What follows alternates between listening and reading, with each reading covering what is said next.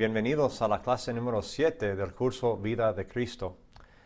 Ya hemos hablado del ministerio de Juan el Bautista que preparaba el camino para Cristo. Y ahora miramos el bautismo de Cristo mismo por Juan el Bautista y las tentaciones de Cristo. Vamos a mirar esto en dos pasajes brevemente, empezando con Mateo capítulo 3, versículo 13. Dice Mateo: Entonces Jesús vino de Galilea a Juan al Jordán, para ser bautizado por él. Mas Juan se le oponía, diciendo: Yo necesito ser bautizado por ti, ¿y tú vienes a mí? Pero Jesús le respondió: Deja ahora, porque así conviene que cumplamos toda justicia. Entonces le dejó. Y Jesús, después que fue bautizado, subió luego del agua, y aquí los cielos le fueron abiertos, y vio al Espíritu de Dios que descendía como paloma y venía sobre él. Y hubo una voz de los cielos que decía: Este es mi Hijo amado, en quien tengo complacencia. Ahora, la versión de Marcos es muy parecida a esa. Juan no tiene una versión del bautismo, pero Lucas 3 agrega unos detalles. Así que vamos a capítulo 3 de Lucas, versículos 21 y 22. Dice: Aconteció que cuando todo el pueblo se bautizaba, también Jesús fue bautizado, y orando, el cielo se abrió, y descendió el Espíritu Santo sobre él en forma corporal, como paloma, y vino una voz del cielo que decía: Tú eres mi Hijo amado, en ti tengo complacencia. Parecido, pero unos detalles interesantes. Primero miramos el motivo del bautismo.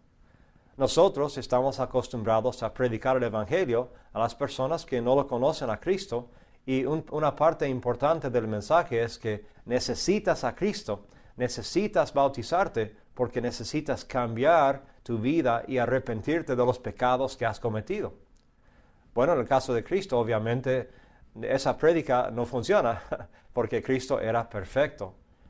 La pregunta pues es: ¿por qué se bautizó? Como Juan decía: yo necesito ser bautizado por ti. Yo no soy quien que debo bautizarte a ti. Pero Cristo dice a Juan: queremos cumplir toda justicia. No sabemos todo lo que significa esa frase. Él quería satisfacer todo el requisito de la ley. Él quería complacerle totalmente a Dios. Y por algún motivo, para cumplir toda justicia, la justicia de Dios que Dios proveía, y Cristo que iba a ser nuestra justicia, era necesario para él bautizarse. Así que lo hizo por obediencia. También vemos quizás otro motivo para el bautismo de Cristo, que es para darnos un ejemplo. Si Él nos va a pedir que nos bauticemos, si vamos a imitarlo en el bautismo y en la muerte, también debemos hacerlo. Quizás por eso lo hizo también. Y cuando habla del bautismo, dice que orando, en Lucas pone ese detalle, dice: orando el cielo se abrió. Interesante, dijimos antes en las introducciones a Lucas, que Lucas enfatiza mucho la oración. Y aquí él es el único autor de los 4 evangelios que pone ese detalle, que orando el cielo abrió. Quizás una pista, una clave para nosotros también, que muchas cosas ocurren cuando oramos, hasta abrir el cielo. ¿Y qué pasó? Que dice que el Espíritu de Dios bajó como paloma. No sabemos si realmente era una paloma física o si es una descripción que se parecía a una paloma bajando. No sabemos exactamente lo que era, pero dice en forma corporal, así que quizás era como una paloma. Si fue así, yo me pregunto si la gente entendía todo lo que pasaba, porque Jesús y Juan están ahí en el agua, y después salen del agua y oran, y de repente hay una paloma o algo parecido bajando, está sobre Cristo, hay una voz del cielo, y yo me pregunto, ¿entendía la gente? ¿Miraba todo? ¿Captaba lo que estaba pasando realmente? Porque vemos otros ejemplos en el ministerio de Cristo, cuando las cosas pasaban y la gente las ignoraban o no entendían. Por ejemplo, en capítulo 12, cuando Cristo dice que ya es hora para él, para morir. Para eso ha venido. y él dice, Padre, glorifica tu nombre. Y el Padre contesta desde el cielo, lo he glorificado y lo voy a glorificar otra vez. Y en el texto de Juan dice algo interesante. Dice que algunos escucharon esa voz, como Cristo, por supuesto, sabían lo que era y lo que decía. Otros pensaban que un ángel había hablado y otros pensaban que había tronado, que era trueno nomás. No captaban la idea de que Dios les había hablado ahí mismo. Por eso me pregunto si ellos captaron todo lo que pasó y vieron el significado. Yo he estado en el río Jordán y estaba mirando por la zona y había muchos pájaros volando. Y yo me pregunto si la gente miraba los pájaros y las palomas volando y uno que paró sobre Cristo y dijeron, qué vergüenza que esa paloma durante el bautismo así está sobre él. Entendieron realmente lo que significaba esa paloma. Me imagino que algunos sí entendieron y quizás otros no. ¿Y cuántos escucharon y entendieron la voz del cielo que afirmaba el placer del Padre hacia su Hijo? No sabemos. Ojalá todos hayan entendido. Pero mirando al resto del ministerio de Cristo es probable que algunos no lo hayan entendido. El bautismo de Jesús, pues, indica que Jesús es el verdadero profeta, hijo y siervo de Dios. Dios está poniendo su espíritu, literalmente, sobre él en esta historia y simbólicamente para el resto de su ministerio. Y Lucas especialmente enfatiza el papel del Espíritu cuando lo guía, ¿sí? Lo guía al desierto, lo guía a ciertos lugares. ¿Por qué? Porque Dios está usando el Espíritu para guiarlo en todo sentido. Si miramos a Isaías, hay varios pasajes importantes. Estos papeles de profeta, de hijo, de siervo de Dios. En Isaías 61:1, por ejemplo, dice, el Espíritu de Jehová, el Señor, está sobre mí, porque me ungió Jehová, me ha enviado a predicar buenas nuevas a los abatidos, a vendar a los quebrantados de corazón, a publicar libertad a los cautivos y a los presos apertura de la cárcel. Vemos esa profecía mesiánica repetida después en el ministerio de Cristo. Aquí Mateo está conectando, y Lucas también, están conectando a Cristo con esta bendición, con esta promesa en Isaías 61. El profeta de Dios, el Mesías, tiene el Espíritu de Dios sobre él. También en Isaías, en capítulo 42, tenemos otra profecía mesiánica famosa, y dice en versículo 1 de 42, «He aquí mi siervo, yo le sostendré, mi escogido, en quien mi alma tiene contentamiento. He puesto sobre él mi espíritu. Él traerá justicia a las naciones». Y otra vez, ese pasaje, esa promesa mesiánica, se repite varias veces en los evangelios. Dios pone su espíritu no solamente sobre Cristo como profeta, sino Cristo como siervo también. Y finalmente, en Isaías 11, otra vez empezando en capítulo 1, versículo 1, 1 al 4, pone su espíritu sobre el rey davídico. Y dice, saldrá una vara del tronco de Isaí, y un vástago retoñará de sus raíces, y reposará sobre él el espíritu de Jehová, espíritu de sabiduría y de inteligencia, espíritu de consejo y de poder, espíritu de conocimiento y de temor de Jehová. Y le hará entender diligente en el temor de Jehová. No juzgará según la vista de sus ojos, ni arguirá por lo que oigan sus oídos, sino que juzgará con justicia a los pobres, y arguirá con equidad por los mansos de la tierra, y herirá la tierra con la vara de su boca, y con el espíritu de sus labios matará al impío. Así que en este bautismo hay muchas cosas que están pasando. Los judíos que están ahí y tienen en mente las promesas mesiánicas, quizás captan algo de lo que está pasando. Si entienden que la voz de Dios afirma a Cristo como su Hijo, si entienden la paloma como el Espíritu, la bendición de Dios también, quizás conectarán ese suceso en el río Jordán con estas promesas de Isaías y dirán, este es el Cristo que Dios iba a mandar. pero es probable que muy pocos en ese momento hayan entendido lo que estaba pasando frente a ellos. Y es interesante ver que el que va a bautizar en el Espíritu, como prometía Juan, ahora recibe el Espíritu en el bautismo primero. Otra vez, dando un ejemplo para seguir nosotros. La paloma es interesante. Quería tomar un pequeño desvío para mirar brevemente eso de la paloma. ¿Por qué una paloma? ¿Por qué lo hizo Dios así? Tertulio nos recuerda que las palomas en la antigüedad eran importantes.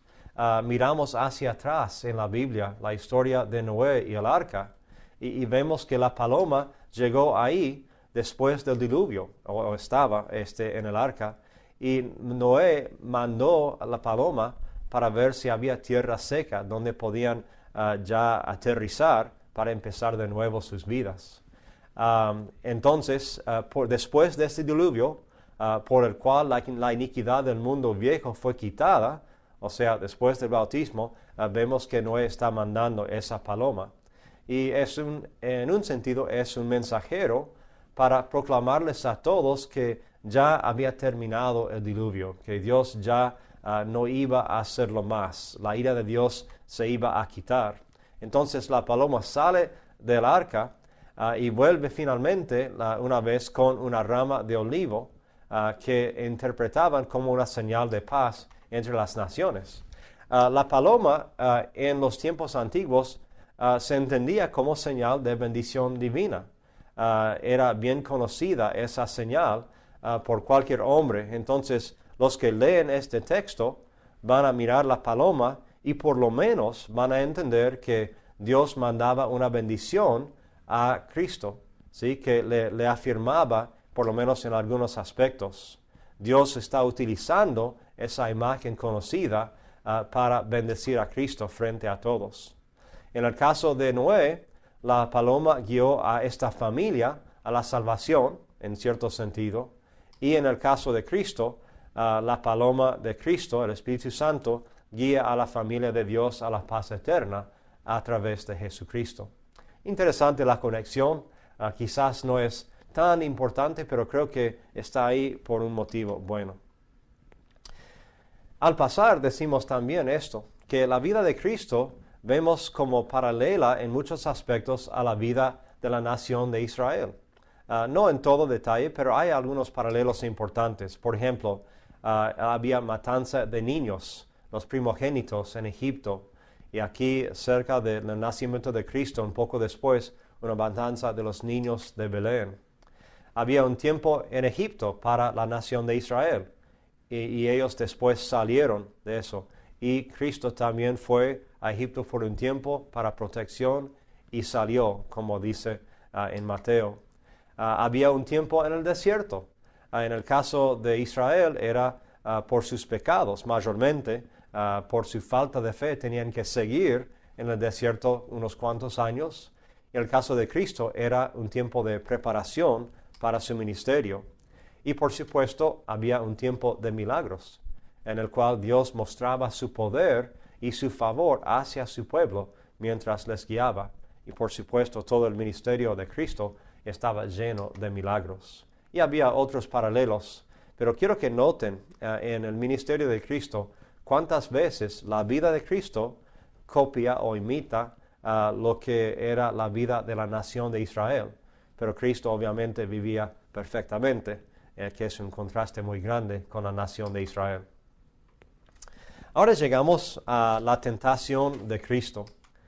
Y quiero darles otra vez algunos contextos geográficos, culturales, históricos. Mirando esta foto aquí, vemos el desierto de Judea. Es un área inmensa. Yo cuando era chiquito pensaba en el desierto quizás como unos acres no muy grande. Cristo salió casi como un jardín de atrás de una casa, quizás un campo. Pero miren este desierto. Es enorme. Hay arroyos, hay ríos que pasan por aquí cuando llueve fuerte.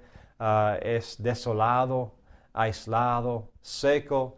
He caminado en este desierto por como una hora máximo y ya estaba caliente, hacía como 108 grados, como 42 o 3 grados Celsius. Era impresionante. Y yo y la gente con quien estábamos quejándonos ya después de una hora, ya no aguantábamos más. Se imaginan 40 días en el desierto para Cristo y 40 años para la nación de Israel. Es un desierto impresionante. Y también vemos aquí una parte del desierto cerca de lo que se llama el Wadi Kelt. Era como un arroyo importante por el cual pasaba el camino de Jericó a Jerusalén, que tomó Cristo varias veces y que miraremos después en otra clase. Este lugar aquí está cerca de la ciudad actual de Jericó. Y más arriba, en este monte, ven un monasterio y también un restaurante, y hay carros que van ahí subiendo por cables. Aquí típicamente o por tradición se llama el Monte de la Tentación, pensando que fue en esta zona que Cristo fue tentado por el diablo. Para darles una idea un poco de ese trasfondo. Otra vez vemos el área muy grande, el Wadi Kelt, como mencioné. Ahí abajo, donde está apuntando casi al pie de la foto, el palacio de Herodes, donde vivía en el invierno, bien placentero. Después el camino que aquí se dice ascensión, ascenso de Adunim, donde David también caminaba cuando huía de Absalón, y otras partes. Pero miren lo inmenso que es este desierto. Y estaba aquí 40 días y 40 noches Cristo, y al final de ese tiempo es cuando sufrió las tentaciones de Satanás. Tenemos que recordar que realmente hay dos perspectivas diferentes cuando hablamos de las tentaciones, ¿sí? Nosotros enfocamos generalmente en la perspectiva de Cristo, cómo Él se sentía, cómo reaccionaba, cómo pensaba.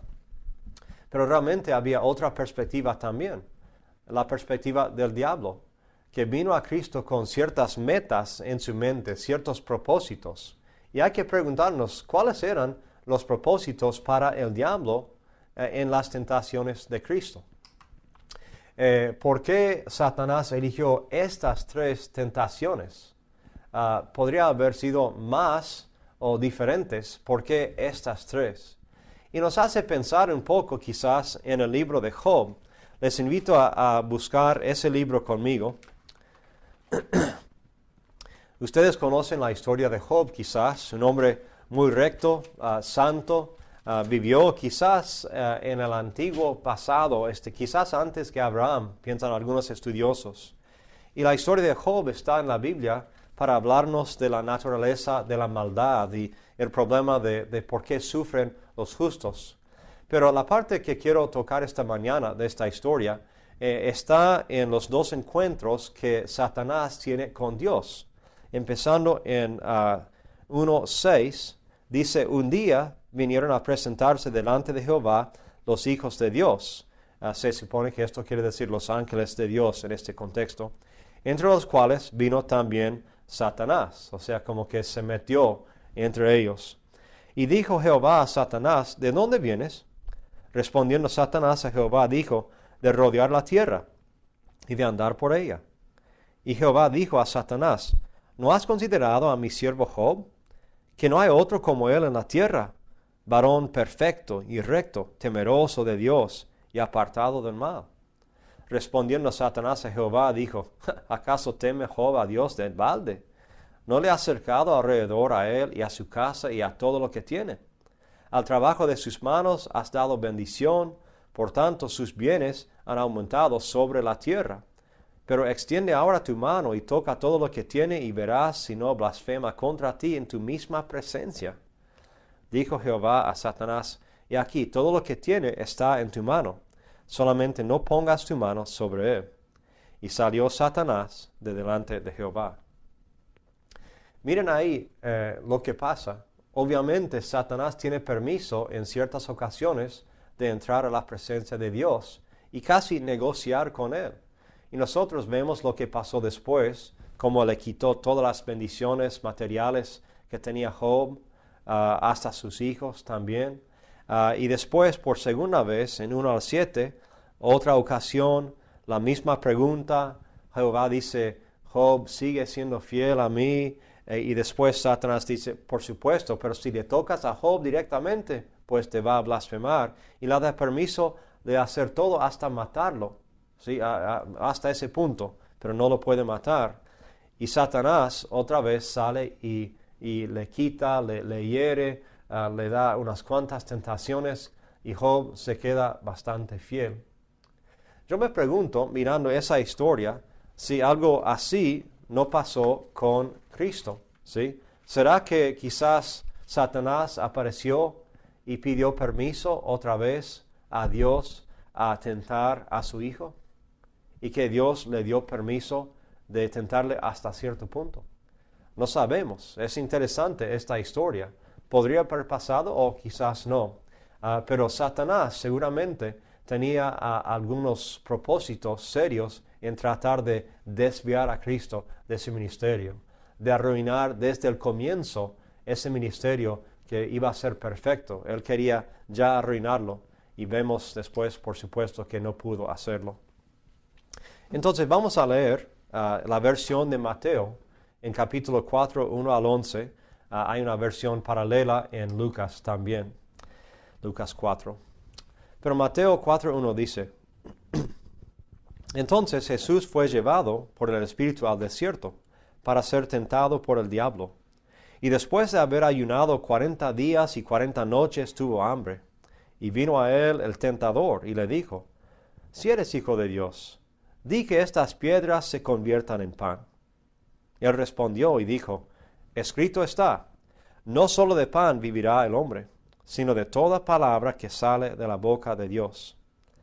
Entonces el diablo le llevó a la santa ciudad y le puso sobre el pináculo del templo y le dijo, si eres hijo de Dios, échate abajo, porque escrito está, a sus ángeles mandará acerca de ti y en sus manos te sostendrán, para que no tropieces con tu pie en piedra.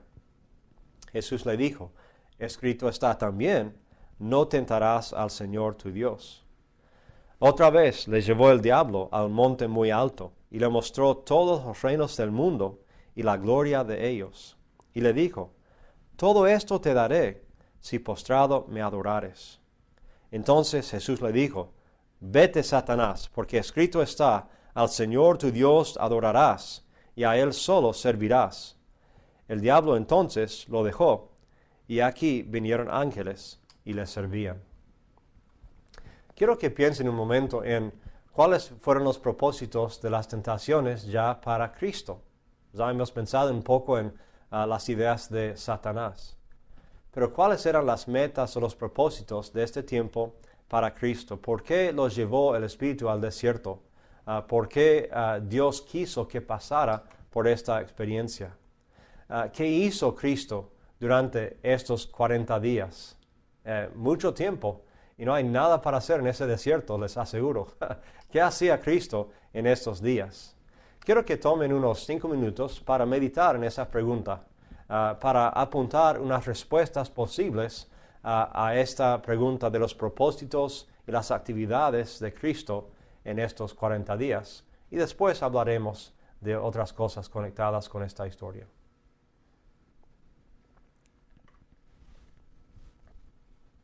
Voy para. Ya han contestado estas preguntas. Me imagino que tienen unas buenas respuestas y me gustaría poder escucharlas. Pero quiero darles un poquito más de trasfondo acerca de los judíos para que entendamos aún mejor el propósito de Cristo de estar en el desierto. En toda su historia, especialmente en el tiempo del Éxodo y el tiempo en el desierto, los judíos eran gente del desierto. La palabra hebrea para el desierto es midbar, midbar. Literalmente esa palabra significa lugar de palabras, lugar de hablar. Ahí ven en la pantalla la palabra chiquita que es la palabra actual en hebreo, midbar, se lee de la derecha hacia la izquierda. Y hay 3 consonantes en esta palabra, las 3 principales, D, B, R, Y como en el hebreo original mencionamos ya que no tenía vocales, tenemos la opción de cuando leemos de intercalar varias vocales. Si los judíos que escuchaban o leían estas palabras en su contexto sabrían cuáles vocales meter ahí para dar el sentido correcto al pasaje.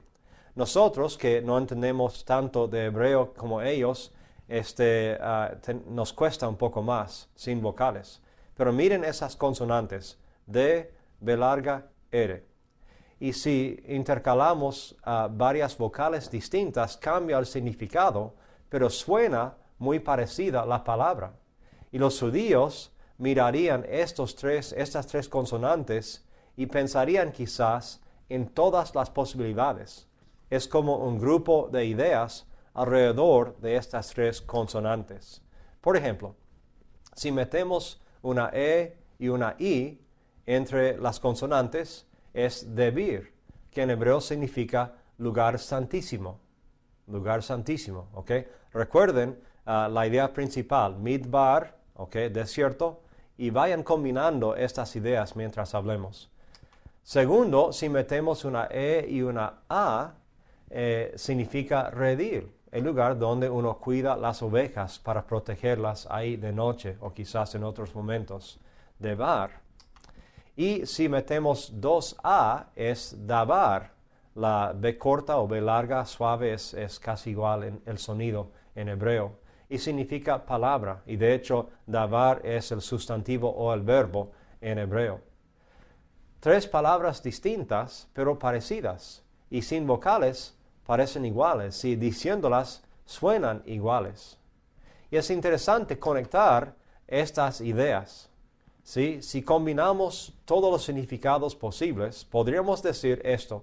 El desierto, midbar, es el lugar santo, debir, donde Dios lleva a sus ovejas al redil, debar, para hablarles, dabar. O sea, las mismas tres consonantes, pero con 4 sentidos distintos, pero conectados. ¿Sí? Porque la gente de Dios está ahí siendo protegidos y cuidados en el desierto, que es su lugar santo, mientras Dios les habla. Dios les hablaba mucho en su historia en el desierto, a través de Moisés y los otros profetas y las acciones mismas. Entonces, si uno quiere escuchar cuando Dios habla, tiene que ir al desierto, quizás. Quizás la prosperidad de las granjas y de las viñas es demasiado. Quizás es importante volver al desierto. Y en el desierto uno tiene que depender de Dios también. Uno no puede sobrevivir sin su ayuda en ese clima tan duro. Miramos algunos ejemplos de cuando nosotros quizás estábamos en el desierto. Quiero que otra vez que paren el video para pensar unos minutos en su vida personal. Pensando en el ejemplo de la nación de Israel y después Cristo, que pasaron tiempo en el desierto para escucharle a Dios. Piensen en cuáles eran sus momentos de desierto en sus vidas. Seguramente ustedes tienen algunos, todos los tenemos. ¿Cómo escucharon la voz de Dios? ¿Escucharon más claramente en el desierto? Quizás prestaron más atención estando en el desierto sin las distracciones que tenemos en otros lugares. Tomen unos minutos para apuntar quizás 1 o 2 veces cuando se sentían como si estuvieran en un desierto y lo que pasó y lo que ocurrió con Dios en esos tiempos.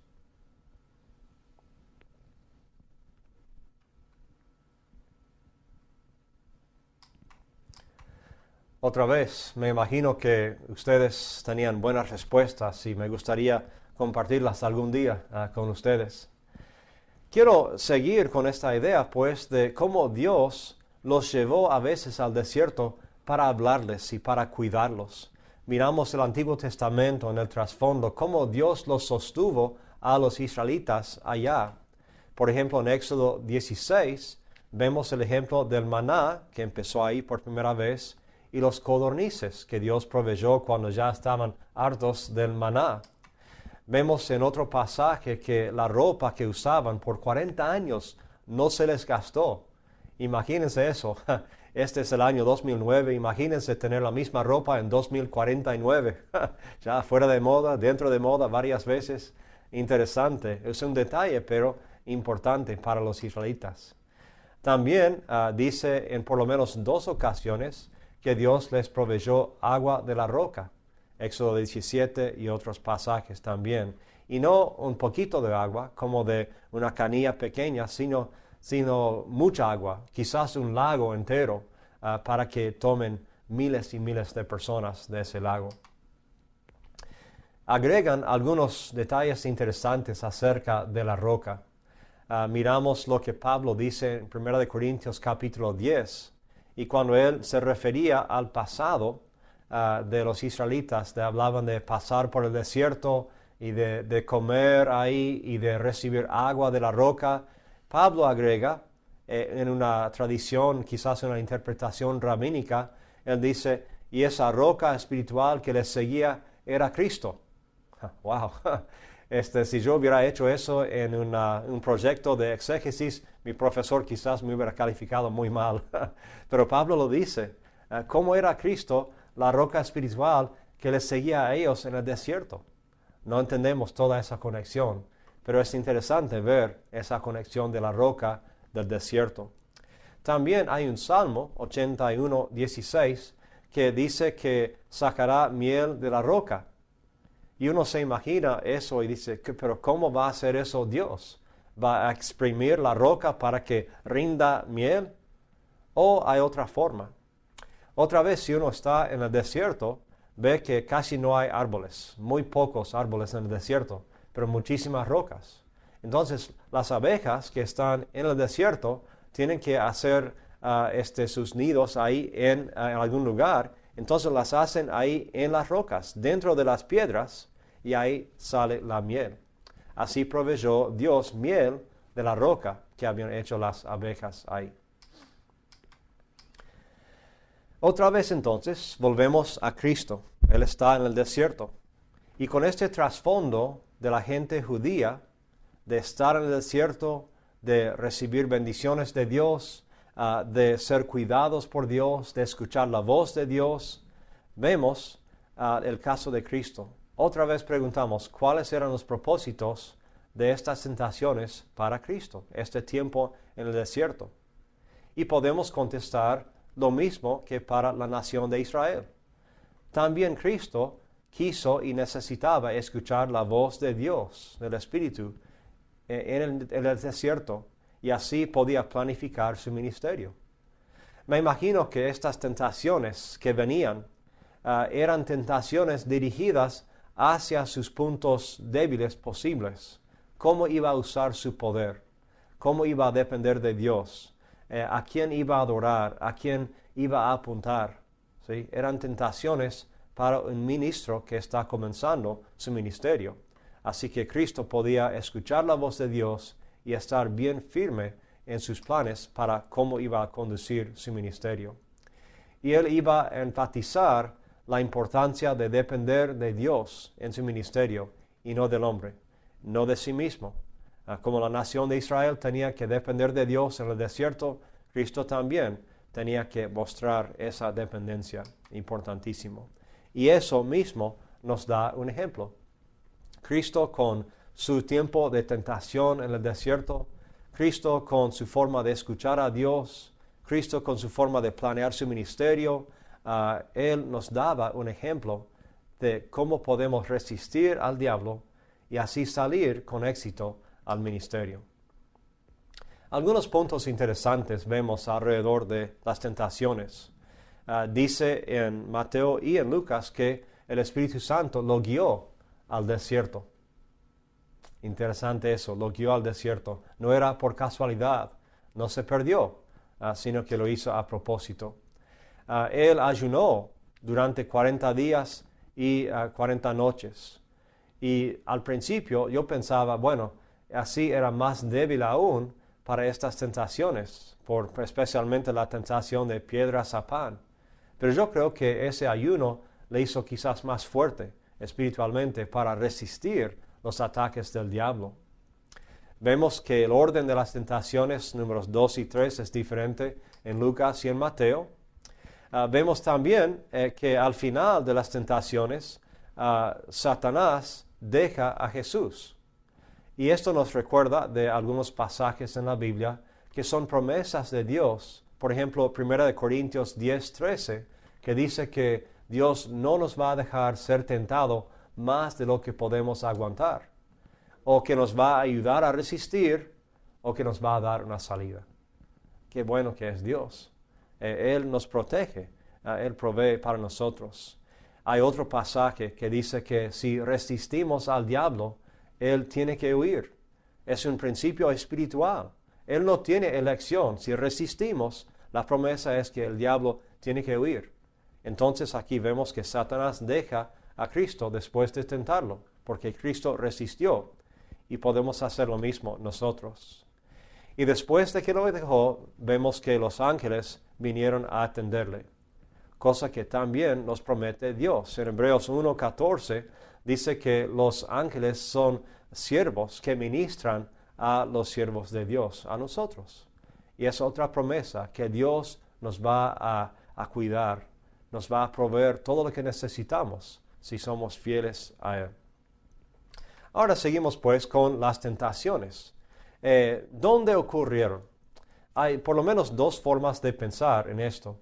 Una forma es pensar que ocurrieron como visualmente, pero en la mente de Cristo, que era casi como visiones o alucinaciones, pero que no eran realmente en lugares diferentes. Pero hay otros que piensan que el diablo realmente los llevó a Cristo a varios lugares para mostrarles y tentarle. Y si ese es el caso, hay una tradición de los judíos que dice que la primera tentación del pan quizás se llevó a cabo en el monte Sinaí. Y conectan ellos la idea de la ley de Dios, la palabra de Dios, con esta tentación, porque Cristo responde que no solo de pan vivirá el hombre, sino de cada palabra que procede de la boca de Dios. ¿Sí? Entonces, el pan espiritual sería la ley, la palabra de Dios. ¿Y dónde fue dada esa ley? En el monte Sinaí. Por eso algunos piensan que el diablo lo llevó al monte Sinaí para la primera tentación. ¿Sí? 3 montes. El segundo monte, segunda tentación, quizás es el monte Moriah, donde Satanás llevó a Cristo al templo, dice, al punto más alto, el pináculo del templo, para tentarle a echarse para abajo. El monte Moriah, pues, era un monte clave en la historia de los judíos. Es el mismo lugar donde Abraham había llevado a Isaac para sacrificarle cuando Dios le paró. Es el mismo lugar donde después Cristo volvería, donde estaba construido el templo, y sobre ese monte en alguna parte donde estaba Gólgota, donde Cristo murió en la cruz. Así que el segundo monte, segunda tentación, quizás ocurrió en el mismo lugar que muchos sucesos importantes para los judíos. Y la tercera tentación quizás se llevó a cabo en el monte Hermón. ¿Por qué? Bueno, dice que le mostró todos los reinos del mundo, y el monte Hermón es el monte más alto de Israel. También es un monte con algo de historia acerca de la lucha entre Dios y el diablo, y quizás ahí es donde fue tentado Cristo a adorarle a Satanás. Interesante esa tradición, si es verdad. Pero otra vez, como dijimos con otras cosas como la fecha del nacimiento de Cristo y todo eso, no importa tanto esos detalles, sino el hecho de que Cristo fue tentado y Cristo resistió. Si miramos algunos ejemplos, pues, o algunos detalles de las tentaciones mismas, la tentación del pan, miren cómo le tienta Satanás. Las primeras palabras que dice, si eres el Hijo de Dios, si eres el Hijo de Dios, di que estas piedras se conviertan en pan. El arma del diablo es poner en duda todo, ¿sí? Él pone en duda nuestra identidad, hasta de Cristo mismo. Si realmente eres el Hijo de Dios, entonces haz esto, para comprobármelo, ¿sí? Pone en duda la identidad. También pone en duda las promesas de Dios. Él nos hace cuestionar a veces si Dios realmente va a ser fiel, si Dios va a cuidarnos, si Dios va a sostenernos. Pone en duda las promesas de Dios. Y esto lo ha hecho desde el comienzo, con Eva en el jardín de Edén. Él decía, ¿qué dijo Dios acerca de estas reglas? ¿Realmente dijo que no tocaras nada? ¿Realmente dijo eso? Y si lo dijo, sabes que realmente no morirás. Pone en duda a Dios y las promesas de Dios y nos hace cuestionar. Y vemos que Cristo respondió con estas palabras de Dios. Es otro tipo de comida, no el pan de piedras. Es otro tipo de comida que le sostiene para poder responder a esta tentación del diablo. En Deuteronomio 8:3, este pasaje dice, y te afligió y te hizo tener hambre, y te sustentó con maná, comida que no conocías tú, ni tus padres la habían conocido, para hacerte saber que no solo de pan vivirá el hombre, mas de todo lo que sale de la boca de Jehová vivirá el hombre. Entonces Cristo se quedó firme con esa respuesta. Otra vez quiero agregar un punto importante aquí, un punto de entender el texto. Hay una palabra que los judíos usan para el Antiguo Testamento. No lo llaman Antiguo Testamento porque muchos de ellos no reconocen el Nuevo Testamento. Piensan que hay solamente un testamento. Entonces lo llaman Tanakh. Cristo habrá usado esta palabra también para el Antiguo Testamento. Y es un acrónimo formado por 3 iniciales de las 3 secciones del Antiguo Testamento. Por ejemplo, la T es de Torah, del Pentateuco, los primeros 5 libros. La N es de Navim, que significa profetas e historia. Y la K es de Ketuvim, los escritos. Entonces, si uno mete 2 vocales, 2 A en el medio, es Tanakh. Y es una forma fácil de decir las 3 secciones del Antiguo Testamento. Y Cristo responde con las palabras del Tanakh al diablo y su tentación. La segunda tentación del templo es una tentación para hacer actividades ilegítimas. Por ejemplo, probar a Dios es algo que nunca debía hacer un hombre de Dios. ¿Por qué? Porque Dios ya es bueno, ya se ha comprobado, no necesita más señales. Y vemos después en el ministerio de Cristo que Cristo se cansa muchísimo cuando la gente insiste en tener más y más señales y no aceptan las señales que Dios ya les ha dado a través de Él. Así que Cristo, en su ministerio, Él no quiere probar a Dios y Él no quiere que otros lo hagan tampoco. Y también esta tentación era para como hacer un espectáculo de sí mismo y quizás un espectáculo de Dios. Era innecesaria. Entonces Cristo no quiso hacerlo. Es interesante ver también que en esta tentación el diablo tuerce la palabra de Dios para engañarle a Cristo. Algunos piensan que el diablo desconoce la palabra de Dios, pero no es la verdad. La conoce muy bien, pero la utiliza no para enseñar, sino para engañar y mentir, como hace con todo lo demás, como es el padre de la mentira. Y el pasaje que él cita en este caso es Salmo 91, versículos 11 y 12. Y lo que cita es correcto. O sea, si uno mira Salmo 91, dice eso. Pero la diferencia es que el resto de ese contexto, en ese pasaje, habla de un hombre que confía en Dios, que guía sus pasos por la ley de Dios, que en cada detalle de su vida trata de ser fiel a Dios. Y dice que ese tipo de hombre es el hombre que Dios rescata y protege en los momentos peligrosos. No está hablando del hombre que trata de poner a prueba a Dios, el hombre que ignora a Dios, que empuja los límites y espera que Dios lo rescate. Está hablando del hombre fiel que no necesita poner a prueba a Dios porque ya vive según lo que Dios quiere todos los días. Entonces el diablo tuerce el sentido, el contexto de ese salmo que él cita aquí. Y por supuesto, Cristo habla de Cristo resiste esta tentación con otro pasaje de Deuteronomio 6, 16, que es el mismo contexto para la tercera tentación que Cristo resiste también. La tercera, pues, es la tentación de los reinos. Y hay dos mentiras que hace el diablo aquí que Lucas nos destaca.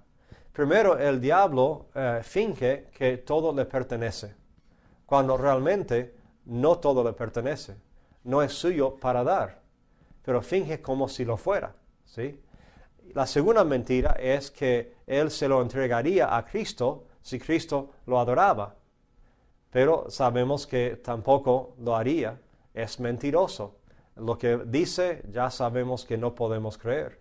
Y aun si Cristo hubiera adorado a Satanás, no le hubiera entregado esos reinos que no eran suyos para entregar igual. Así que esta tentación también está llena de mentiras. Y la respuesta que da Cristo, otra vez, de Deuteronomio 6, el mismo contexto de una persona que confía en Dios en vez de sí mismo. Ahora, con esta tercera, hay otra tradición judía que dice que el diablo llevó a Set, el hijo de Adán, al monte Hermón, y que allí básicamente ocurrió la misma tentación, que le ofreció todos los reinos del mundo a cambio de su adoración. Y no sabemos si es verdad o no, quizás fue una tentación para Set, no hay ningún récord en la Biblia de esto. Pero es interesante comparar, pues, esta historia con esa tradición, porque si es verdad, el caso es que tenemos el hijo del primer Adán, Set, y el hijo del segundo Adán, o el segundo Adán mismo, Cristo, con la misma tentación. Y sabemos que en el caso de Cristo era exitoso y resistió esa tentación. También es interesante notar que Cristo recibió al final legítimamente, o sea, en el tiempo de Dios, todo lo que el diablo le ofrecía ilegítimamente. Él recibió pan, dice que los ángeles lo atendieron. Él recibió protección de Dios. Varias veces en su ministerio vemos que querían arrestarle o querían atacarle o echarle de un precipicio y Dios le proveyó la salida de esos momentos peligrosos. Recibió la protección de Dios en el momento indicado. También él recibió toda autoridad, pero no en ese momento, sino después cuando ya había cumplido con la voluntad de Dios. Recibió todo, pero en el tiempo y según los planes de Dios. Quizás la tentación más importante aquí, una tentación quizás escondida detrás de las otras tres, era esta, de hacer las cosas a la forma que uno mismo quiere, en vez de esperar para los planes de Dios. Y Cristo en esta historia nos enfatiza que la mejor forma de conseguir todo lo que queremos y más es esperar los momentos de Dios. Es interesante ver lo que nos enseña eso hoy para nuestra obediencia. A veces estamos buscando cosas buenas, pero en un momento incorrecto. No ha llegado el tiempo justo para nosotros. A veces buscamos cosas buenas, pero a través de un medio ilegítimo que Dios no quisiera. Él quiere que tengamos la cosa que buscamos, pero no de esa forma. El fin no justifica los medios en muchos casos. Entonces debemos tener paciencia como Cristo tuvo, porque si lo tenemos, pues Dios va a concedernos todo lo que necesitamos y pedimos y aún más, si estamos esperándole fielmente. Quiero darles pues otro momento de reflexión. Quiero que pongan en pausa un momento el video para pensar en estas preguntas. ¿Cuál es la táctica más exitosa de Satanás contigo? Ya que hemos mirado estas tentaciones de Cristo, quizás eran los puntos más débiles posibles de Cristo. ¿Cuál es la táctica que usa Satanás más contigo para tener éxito? ¿Cuál es tu área más débil en que Satanás te ataca con frecuencia?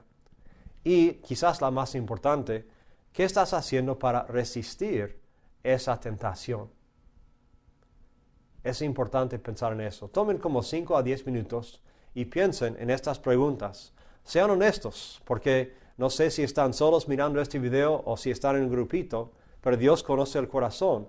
Pueden ser honestos con Él y consigo mismo, para que ustedes puedan empezar a resistir como Cristo resistió.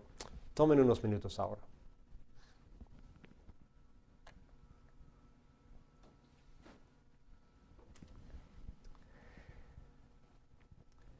Y después de pensar en estas preguntas, pues, ¿qué están haciendo para resistir? Es importante hacer un plan y comenzar. Alguien ha dicho que la mentira más grande del diablo es que hay tiempo.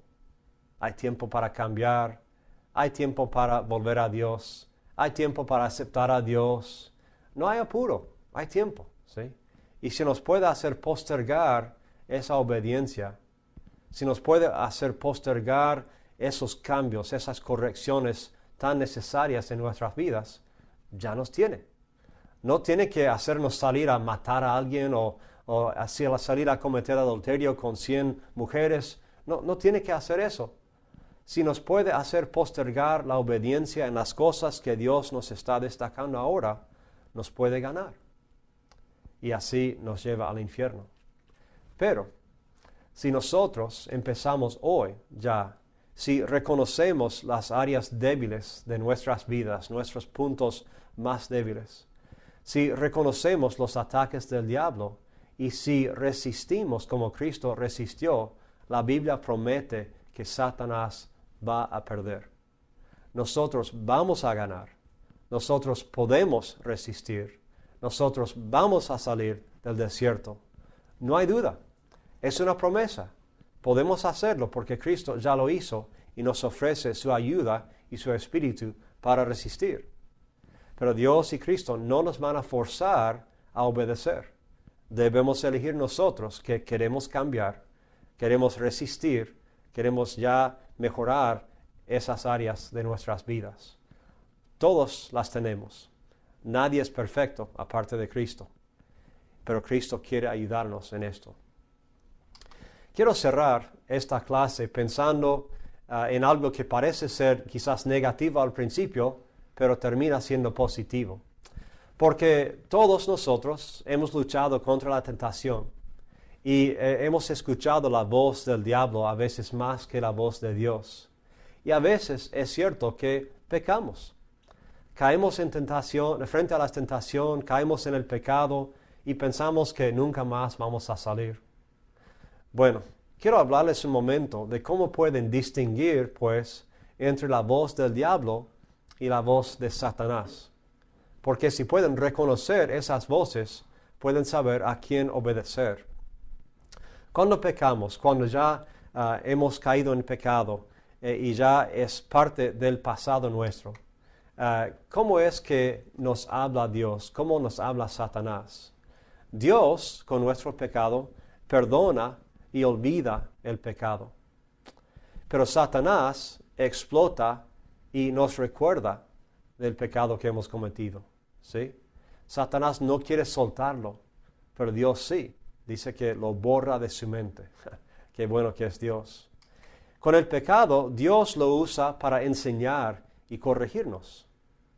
En cambio, el diablo usa el pecado para culpar y acusar más. Es uno de sus nombres en la Biblia, el acusador de los hermanos. Dios no quiere que vivamos en ese pecado, no quiere que sigamos repasando lo que pasó y cómo nos comportamos, pero sí quiere destacar cómo evitarlo en el futuro. Así que usará el pecado, pero para enseñar y corregir. En cambio, Satanás no quiere cambios, le gusta cómo está. Entonces nos va a enfocar en la culpa que tenemos y las acusaciones que nos tira. Dios nos anima cuando nos habla. Él nos habla de un futuro más positivo. Él nos habla de las cosas buenas que Él va a hacer. En cambio, Satanás nos desanima. Nunca vas a hacer nada bueno. Nunca vas a poder salir de este pecado. Nunca hiciste nada bueno y no vas a empezar ahora. Satanás nos desanima. Y cuando escuchamos voces en la cabeza que nos desaniman de esa forma, esa voz no es de Dios, es del diablo. Ignorémosla y escuchemos las palabras de Dios en toda la Biblia que nos afirman nuestra identidad en Cristo, y las bendiciones que tenemos y las promesas que Él nos da. Dios también, cuando nos habla, mira hacia adelante. Dice, bueno, pecaste sí, pero estás perdonado. Pecaste sí, pero aprendiste de eso. Ahora quiero que mires lo que te tengo por delante. En cambio, Satanás nos enfoca hacia atrás. Vuelve a rebobinar todos los pecados del pasado. Quiere insistir en que vivamos esos otra vez, que los repitamos. Mira hacia atrás. Mientras en cambio Dios nos pone esperanza en el futuro. Y Dios promete y premia, mientras Satanás amenaza y daña. ¿Cuál preferimos nosotros? Obviamente es mucho mejor lo que ofrece Dios. Así que queremos elegir cómo vamos a vivir, cómo vamos a aportarnos frente a las tentaciones de Satanás. ¿A quién vamos a escuchar? ¿A quién vamos a aceptar? ¿A quién vamos a seguir cada día? Obviamente Dios tiene mucho más para ofrecernos que el del diablo. Y Dios nos promete, como dije, la misma protección, la misma bendición, la misma ayuda que dio a Cristo en el desierto con sus tentaciones. Creamos a Dios, sigamos a Él y Él nos ayudará. Que el Señor los bendiga.